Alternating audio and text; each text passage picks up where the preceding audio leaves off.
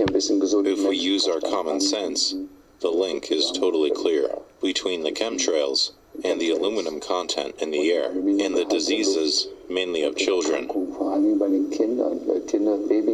When babies are born, they do not have a blood-brain barrier, any protection.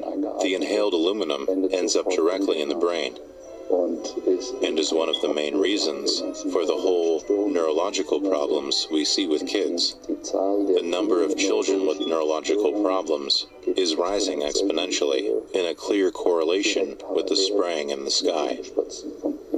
There is a lot of circumstantial evidence, but it would be relatively cheap if any government agency just flew behind the planes and collected the air. But so far, it is left to individuals like us to spend their own resources on providing the evidence, and that's a scandal. Flu season peaking later than usual. That's the Idaho State Journal. Stanton community grieves after educator dies from complications from the flu, and it's killing people in the lungs. Flu season hits new highs, but massive vaccinations happening. People say, you need to take the shot so I don't get sick, but they're the people that have taken it that are dying so many times. I mean, if you're protected, then you're protected, I thought.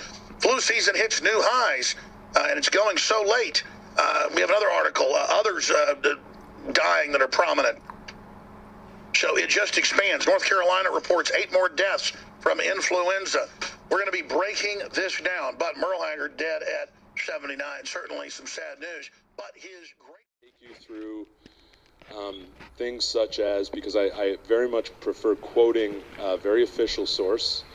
The majority of my material in this lecture has been either taken from the CDC, Center for Disease Control, Bethesda, Maryland University, particularly in the study department of neurosystemic disease.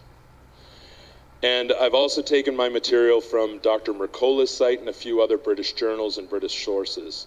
When I began to investigate these diseases, I was appalled and shocked to affirm some material that I had come across years ago. However, this material, which at the time was non-conventional, has become conventional. In this lecture, I hope to show you that fibromyalgia, MS, Parkinson's, ALS, Alzheimer, chronic fatigue syndrome, rheumatoid arthritis, even heart disease, and the list goes on, are all stemming from the same covert weaponized pathogen. From the same covert weaponized pathogen. Weaponized pathogen. Weaponized pathogen, biowarfare. Okay, follow the lecture, you'll get it. Biowarfare. As well as the associative co-infections. So we're going to go into the material and take it. Ultimately, we're going to look for the wizard. Do you know what I mean? Remember the Wizard of Oz? Don't look behind the curtain. We're going to look behind the curtain.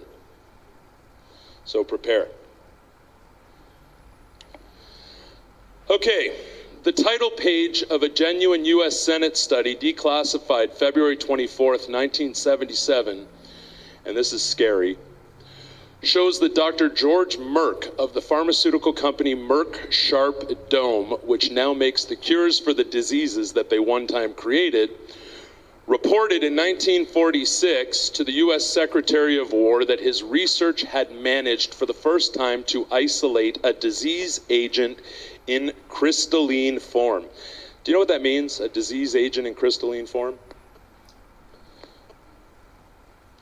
What it means is they isolated the disease itself from the bacterial.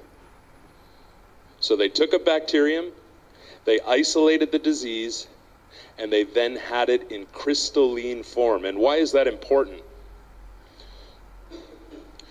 They had produced a crystalline bacteria from the Brucellobacterium. The bacterial toxin could be removed in crystalline form and stored, transported, and deployed without deterioration.